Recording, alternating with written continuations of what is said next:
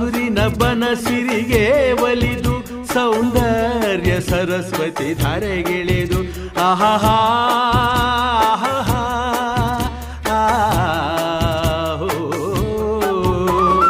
ಹರಿಯುವ ನದಿಯಲ್ಲಿ ಜಾಡಿ ಹೂವನದಲ್ಲಿ ನಲಿಯುತ್ತ ಓಲಾಡಿ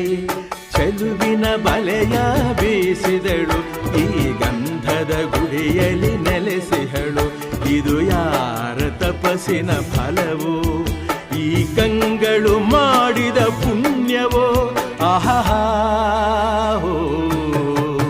ನಾವಾಡುವ ನುಡಿಯೇ ಕನ್ನಡ ನುಡಿ ನಾವಿರುವ ತಾಣವೇ ಗಂಧದ ಗುಡಿ ಅಂದದ ಗುಡಿ